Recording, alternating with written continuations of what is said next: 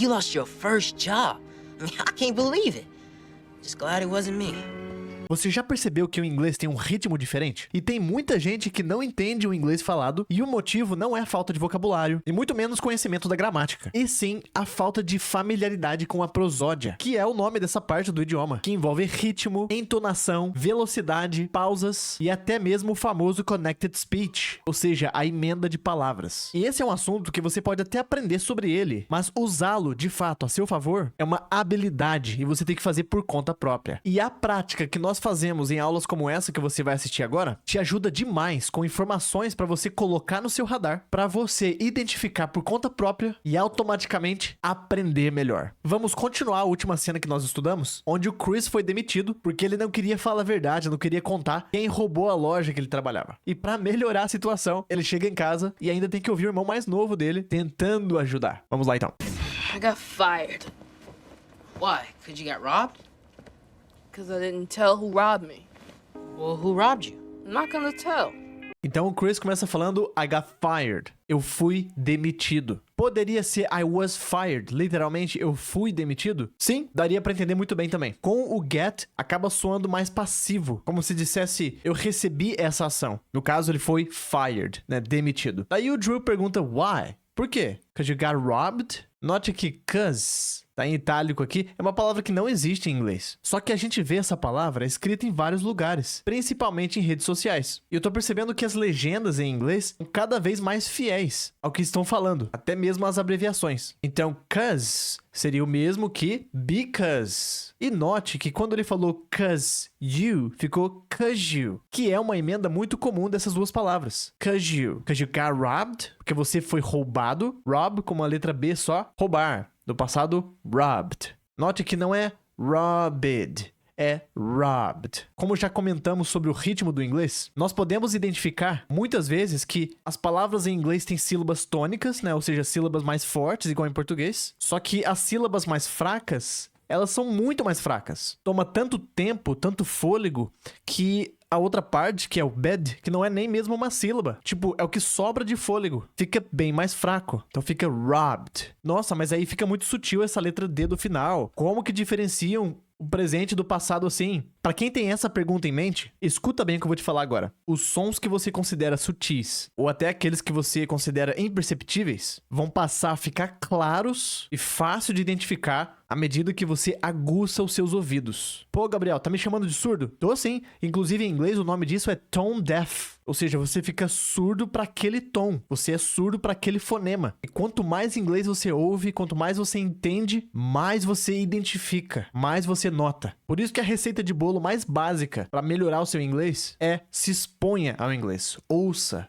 Assista, leia. Daí o Chris falou 'cause I didn't tell who robbed me. Porque, de novo, né, o mesmo que because, I didn't tell, eu não contei, tell, verbo contar, who robbed me, quem me roubou. Criança fala bastante assim, né, vou contar, I'll tell mom, I'll tell dad. Aí o Drew perguntou, well, who robbed you? Bom, quem te roubou? Who robbed you? O D emendou com you, ficou you. E o Chris fala, I'm not gonna tell, eu não vou contar. Going to, ficou gonna tell. Continuando.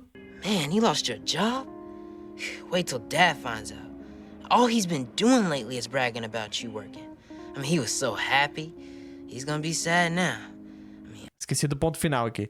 Nota como que é o ritmo da fala do Drew. Como que as palavras enfatizadas são super enfatizadas. O inglês, em geral, tem essa característica, só que dependendo da pessoa fica mais evidente ainda. Perceba que ele falou, você perdeu seu emprego? You lost your job? ênfase grande no job, né?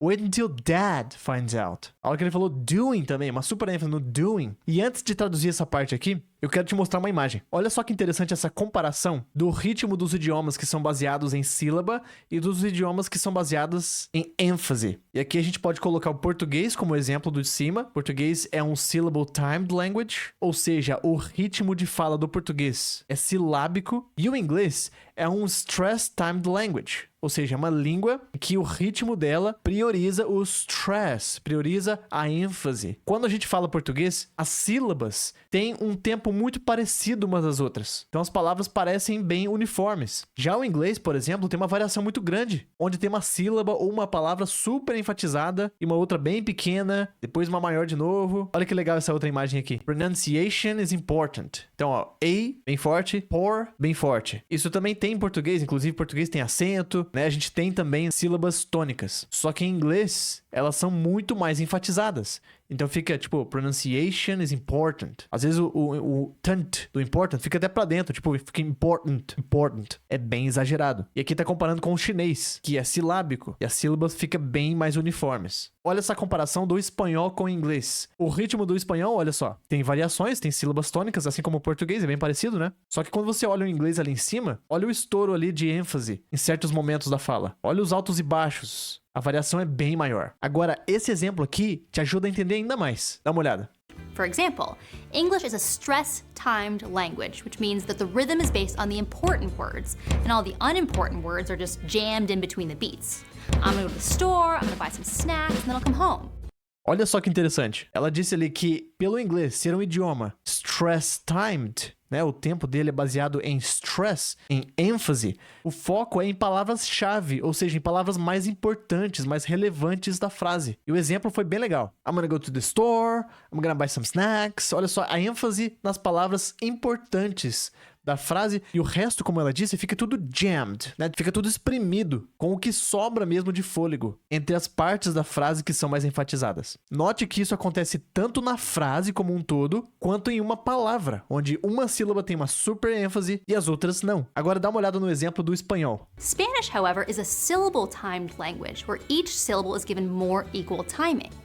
Voy a ir al supermercado a comprar unos bocadillos y ya vuelvo de regreso. Tem sim uma certa variação, mas é muito menor do que a do inglês. Você não faz ideia o quanto que apenas saber dessa informação vai te ajudar a entender mais o inglês. Vamos lá, então o Drew falou, man, you lost your job? Cara, você perdeu seu emprego? Daí ele dá um suspiro, né? Que em inglês é representado assim. Daí ele fala, wait till dad finds out. Espere, né? Wait. Quando você começa uma frase direto com o verbo, você já tá pedindo, né? Solicitando ou sugerindo a pessoa fazer alguma coisa. Então, espere till, que é o mesmo que until, que significa até. Então, espere até o papai descobrir. Esse é o verbo find out, com S, finds out. Tem um S porque tá falando do pai, que é um ele. Find out é um sinônimo de discover. Discover, descobrir, de um jeito um pouquinho mais formal. Aí ele continua. All he's been doing. Tudo que ele está fazendo. Então, lembre-se. Been, have been, has been, nada mais é que uma conjugação do verbo to be. Ou seja, ser ou estar. Não precisa complicar. E se você ainda tem dúvidas sobre o Present Perfect, dá uma olhada na aula que eu postei, onde eu mostrei todas as possíveis aplicações do Present Perfect. Então, tudo que ele está fazendo, né, doing, lately, ultimamente, de um tempo pra cá, é... O que ele tá fazendo? Ele tá bragging. O verbo brag é o verbo gabar-se. Ele tá bragging about, ele tá se gabando de você trabalhando, né? Ele tá orgulhoso disso. Ele tá bragging about it. Contando pra todo mundo que o Chris tá trabalhando. Daí ele fala bem rápido, né? I mean, quer dizer, e por mais que eu traduza I mean como quero dizer, e que faça sentido, inclusive, na frase que a gente tá traduzindo, você vai perceber que I mean tem um peso um pouquinho diferente do português. É basicamente uma frase de preenchimento, muitas vezes. Então ele fala, quer dizer, ele tava tão feliz, he was so happy, deveria ter colocado uma vírgula aqui, né? He's gonna be sad now. Ele vai ficar triste agora. Ou literalmente, ele vai estar triste agora. Continuando? I bet he was telling everybody at his job how proud he was of you. He's gonna be so embarrassed. He'll never be able to live that down. Duas palavras que ele enfatizou bastante foi never, aqui, né? No finalzinho. E a hora que ele falou everybody. Então ele disse, quer dizer, eu aposto que, I bet, eu aposto que ele estava telling, o mesmo tell que a gente viu agora há pouco. Então eu aposto que ele estava contando pra todo mundo. Telling everybody. Não precisa falar o para, tá? Tipo, é tell já a pessoa. Por exemplo, conta pra mim seria tell me. Contar pra você seria tell you. E note a pronúncia, não é tell com U, é tell. Um exercício que eu sempre passo pros meus alunos, pra melhorar essa pronúncia da letra L no final das palavras, é olhar no espelho e tentar falar palavras como tell, que termina com L, sem projetar os lábios com formato de O, ou U nesse caso. Por exemplo, a gente fala Brasil, você olha no espelho, a boca tá com formato de O, né? Tipo, Brasil, U. E em inglês você tem que pronunciar o L sem fazer isso com a boca. Você tem que manter os lábios projetando a letra I. Então, por exemplo, Brazil. Então vai no espelho e fala tell. Vê como que você fala. O mesmo formato labial que você pronuncia o T, tem que estar na hora que você falar o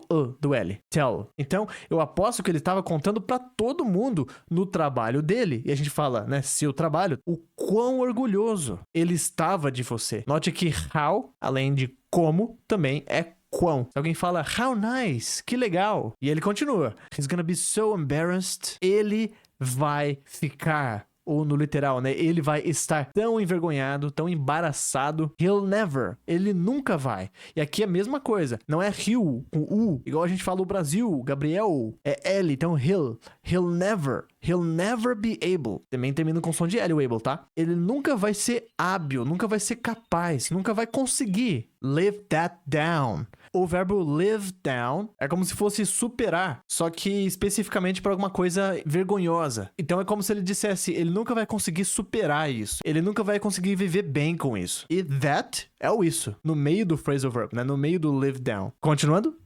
I mean, you lost your first job. I mean, I can't believe it. Just glad it wasn't me. Thank you. A lot. Quantas vezes ele falou I mean, né? Quer dizer, você perdeu seu primeiro emprego, your first job. E nota como fica, né? You lost your, fica lost your. You lost your first job. Letra T também some, né? First job. De novo, quer dizer, I can't believe it. Não consigo acreditar nisso. Ou como a gente fala em português, não acredito nisso. Em inglês se fala bastante com can. Por exemplo, em português eu pergunto pra você, você acredita nisso? Em inglês seria, você consegue acreditar nisso? Can you believe that? Daí ele termina falando, I'm just glad. Eu só tô feliz. Pode ser também happy, tá? Glad é um sinônimo, tá feliz, tá sentindo bem. Que it wasn't me. Não fui eu. E é um jargão do Drew. Na série inteira, né? Ele fala bastante, it wasn't me. Não fui eu. Ele consegue se safar de muita coisa, né? Falando que não foi ele. Aí o Chris falou thank you. De modo irônico, né? Obrigado. Né? Tipo, ajudou muito, né? A lot. Obrigado muito, muito obrigado. Note que a gente fala thank you, que é obrigado, e depois que falam muito. Quando é very much é a mesma coisa. Obrigado e very much também significa muito. Então se fala obrigado muito em inglês. Se eu quero falar que eu gosto muito do meu emprego, em inglês fica eu gosto do meu emprego muito. I like my job a lot. E o ritmo da fala, muitas vezes, deixa a frase ainda mais engraçada, porque ele enfatiza ainda mais o que ele tá falando, né? Então, quando ele fala, por exemplo, I can't believe it, ele até ri, né? No believe it. Tipo, não dá pra acreditar nisso, cara. A sua compreensão e a sua experiência melhora muito quando você nota o ritmo do inglês. Pra você ter uma noção do quanto que é importante você notar isso, olha só o que esse professor falou. Prosody is the first skill of language.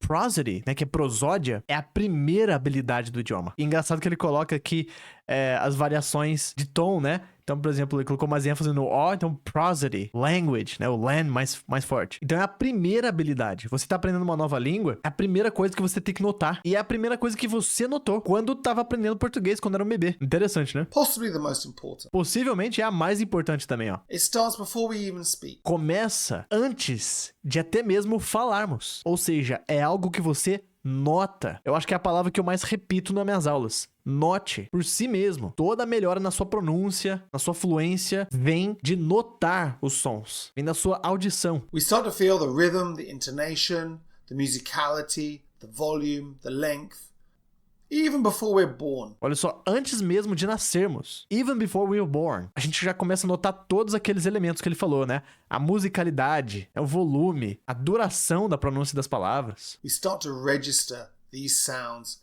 and these rhythms. Nós começamos a registrar, né, esses sons e esses ritmos. Intonation within sentences, intonation within words. É o que a gente falou no meio da aula, né? Tem a variação de entonação dentro da frase, né? Tipo, uma palavra é mais enfatizada e as outras ficam todas espremidas, né? Tem gente que fala até meio pra dentro. E tem também dentro da própria palavra. Muitas vezes é uma sílaba super enfatizada e o resto tem pouca ênfase. These all add up to the music of the language. Getting prosody wrong can be worse than a grammar mistake, or a pronunciation mistake, or a vocabulary mistake. Olha só, errar a prosódia, né, que é tudo isso que a gente tá falando aí, segundo esse professor, é pior que um erro gramatical, é pior que um erro de pronúncia e de vocabulário. E a pergunta que fica é por que que ninguém fala disso? Já que é uma das coisas mais importantes. E mais, é a primeira habilidade que a gente precisa para se comunicar no idioma. É a primeira camada. Bom, eu vou fazer a chamada agora. Eu vou pedir para você que chegou até aqui escrever presente aqui embaixo, que eu vou saber que você terminou a aula. E aproveitando, deixa um comentário também, me fala o que você achou, do que foi novo para você nessa aula. Vou deixar um link aqui embaixo do meu treinamento, caso você queira aprender mais comigo. Inclusive, eu acabei de colocar um módulo novo de um curso com a série Everybody Hates Chris, de forma sequencial desde o primeiro episódio da primeira temporada. O link tá aqui embaixo. Obrigado por chegar até aqui e te vejo na aula.